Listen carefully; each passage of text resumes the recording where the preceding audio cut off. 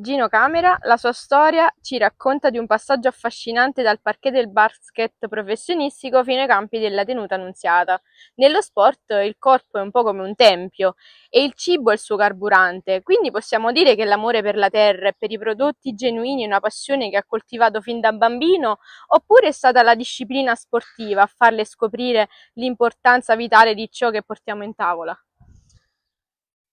Bellissima domanda. Sì, in realtà tutto questo progetto Tenuta Annunziata inizia nella mia testa, nel mio animo, più che altro tantissimi anni fa, perché è vero quello che dicevi te, lo sport mi ha codificato verso un sistema di vita e di nutrizione. Eh, io ricordo quando muovevo i primi passi, chiedevo a mia mamma di comprare la zucchina territoriale, insomma, di fare un certo tipo di nutrizione. Nel tempo, girovagando tanto, sceglievo i prodotti migliori nelle mie nutrizioni, fin quando poi, insomma, non ho avuto la possibilità di seminare per davvero quello che volevo nutrire, come in questo caso, come il progetto Tenuta. Quindi la risposta è sì, nasce tutto per lo sport, per la mia disciplina mentale, fisica, perché penso che una buona testa e una buona visione deve avere una tranquillità, una serenità, un giusto equilibrio e quell'equilibrio nasce da una buona nutrizione, da una sana nutrizione. Ottimo. Però potremmo definire anche la dieta mediterranea come un rito sociale che mette al centro la convivialità e la famiglia. Diciamo che Tenuta Annunziata è un progetto che affonda le radici proprio nel nucleo familiare. E come si è evoluto quindi nel tempo e quanto pesa anche nella visione della sua pizzeria Gica, l'idea che il cibo debba trasmettere il calore e i valori della propria casa? Sì, Tenuta Annunziata, ma già di per sé i miei primi passi imprenditoriali nel mondo pizzerie viravano verso quella destinazione, l'aggregazione.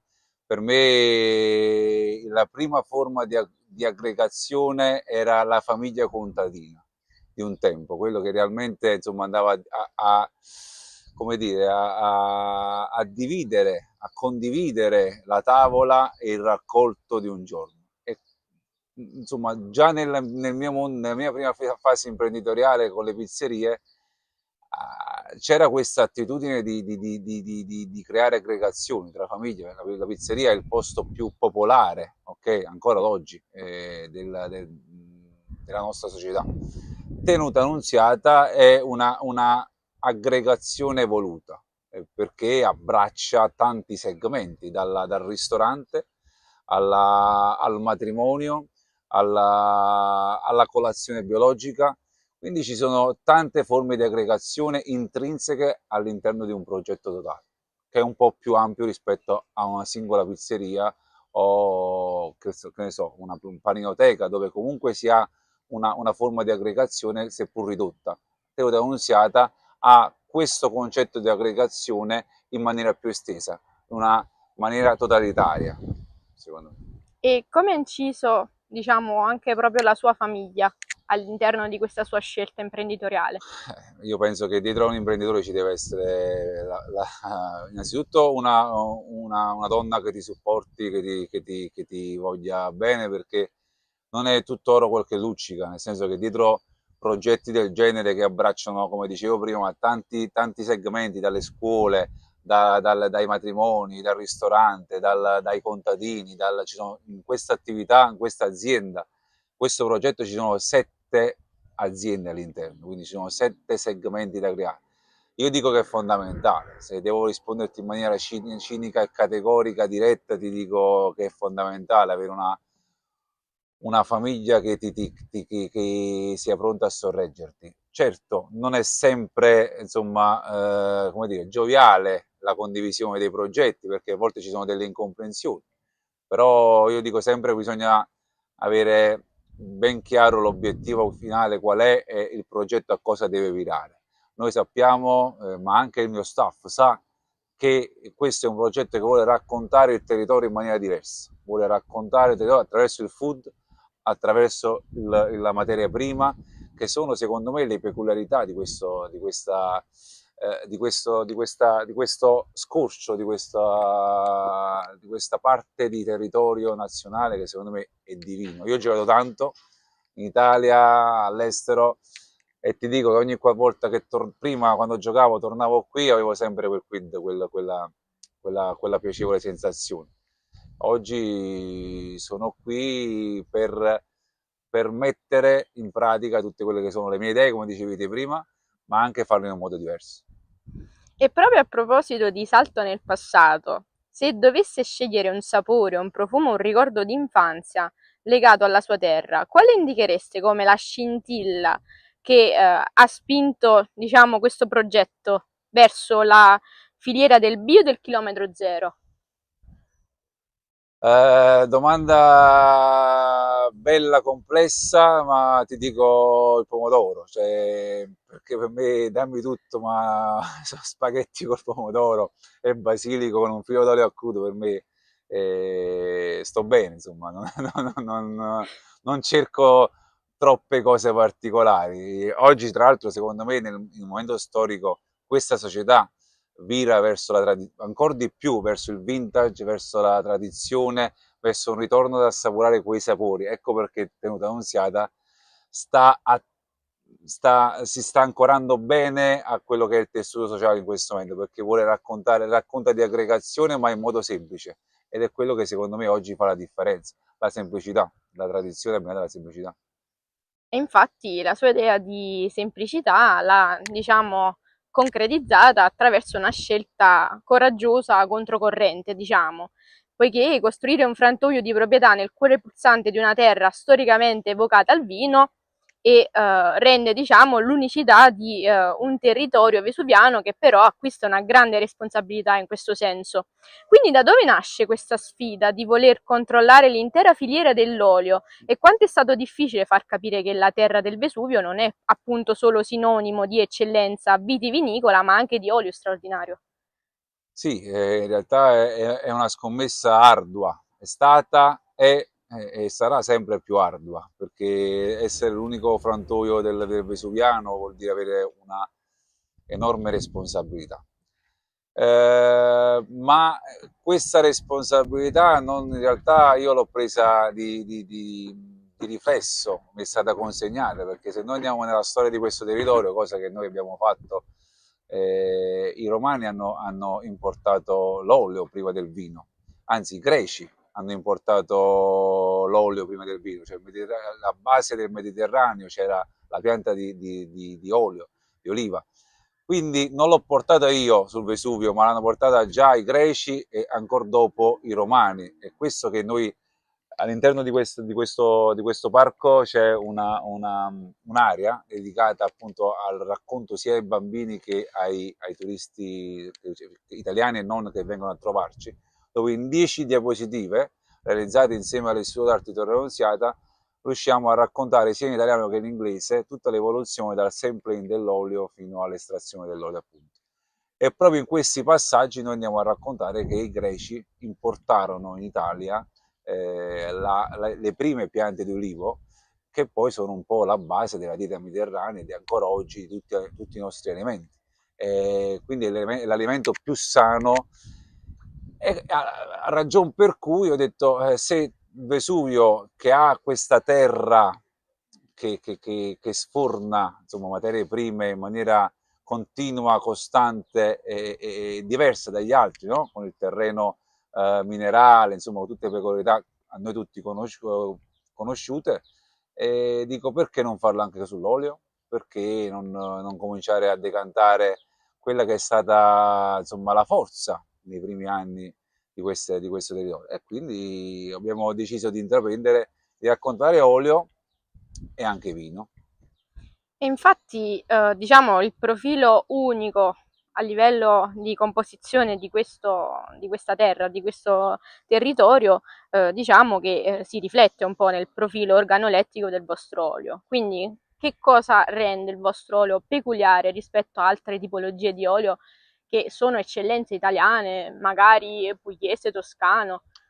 Non so. Allora, in realtà noi stiamo sviluppando un progetto con la Federico II, con l'agraria di Portici, proprio che vuole andare a valorizzare sempre di più quello che, a conoscere ancora meglio quelle che sono le nostre 700 piante di olivo che sono di varie tipologie.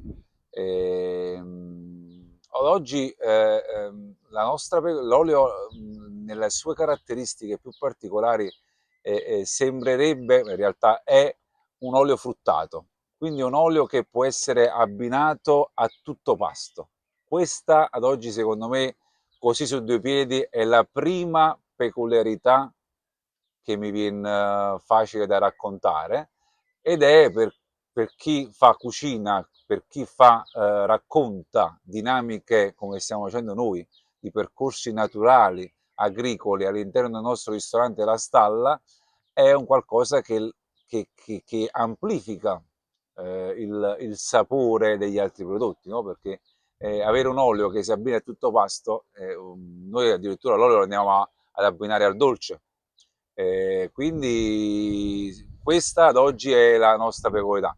Stiamo studiando insieme al professor Sacchi dell'agraria, appunto della Federico II di Portici, stiamo cercando di portare il nostro olio a toccare dei sapori sempre più genuini, sempre più naturali, sempre più biologici e anche ancora di più extravergine, visto che questo olio comunque non viene molito mai oltre i 27 gradi, quindi è un'estrazione a freddo, è un macchinario che non vuole fare tanta quantità ma fa qualità, noi vogliamo solo le nostre olive, quindi sono cose, sono piccole cose che poi ti danno quella differenza finale. E quindi diciamo questa cultura di considerare l'olio come un alimento farmaco per le sue proprietà, per esempio antiossidanti, come diciamo la trasmette lei ai suoi clienti, ai turisti, già anche ai bambini che riescono a toccare con mano diciamo un ambiente così naturale? Ma devo dire che questo è un lavoro che viene da sé, nel senso che noi sviluppiamo anche delle attività didattiche con le scuole e come merenda non diamo il pane e prosciutto, faccio un esempio, ma diamo un pane dove a fine attività, ad esempio ieri abbiamo fatto un'attività didattica con la scuola, abbiamo fatto la sbriciolata della marmellata dei nostri agrumi. Oppure l'altro giorno abbiamo fatto panificati con lievito madre, acqua e farina, un po' come facevano i contadini, perché quello che noi realizziamo in questo progetto è tutto secondo aggregazione, tradizione, l'essere contadino, no? Il nostro spirito contadino. E proprio per questo diciamo che ci viene facile avvicinarci all'olio, perché il pane e l'olio è una delle cose più semplici e più naturali che si dà al bambino fin da quando è piccolino, quindi non ci risulta molto difficile. È un abbinamento che si vende da solo fondamentalmente, quindi è molto naturale come abbinamento e non c'è bisogno di decantarlo troppo. Chiunque, noi pensa che nel nostro in tre abbiamo il piattino con la nostra focaccina o il nostro panino a lievito madre, quindi chi viene, chi verrà a trovarci sa che i nostri percorsi degustativi partono con l'assaggio del nostro olio, quindi per noi è la base sulla quale poi andare a esternare il nostro concetto culinario. Ottimo. In ultimo volevo chiederle, secondo lei, perché scegliere Tenuta Annunziata? Scegliere Tenuta Annunziata perché è un progetto fatto da dei ragazzi che vogliono raccontare qualcosa di diverso. Hanno, secondo me, intrinsecamente percepito delle sfumature leggerissime di un concetto diverso, di accoglienza, ma non solo di ristorazione, di accoglienza, di rispetto per la natura, di aggregazione appunto. E Tenuta Annunziata vuole essere quel contenitore, ok?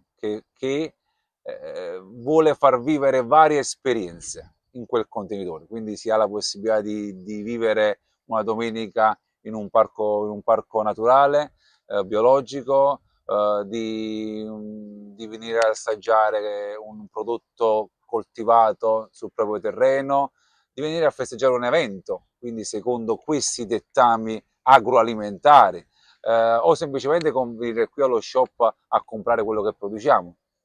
Quindi è una serie di circostanze, ok, noi ci avvaliamo anche di collaborazioni con le scuole, come dicevo prima, quindi anche le scuole hanno la possibilità di usufruire del servizio di tenuta annunziata, con una cooking class per bambini delle scuole elementari, o semplicemente per un racconto diverso dell'agricoltura, come si coltiva una pianta di olivo, come si impianta un orto, come si denota una differenza tra bacca bianca e bacca rossa del vino. Insomma, qui a Tenuta Annunziata puoi trovare tutte queste cose. Ed oggi, secondo me, concludendo la tua domanda, non è semplice trovare una struttura che è un parco, un polmone verde all'interno di un cemento, perché noi siamo a Napoli purtroppo, ahimè, per quanto bellissima, ma è ricca di cemento.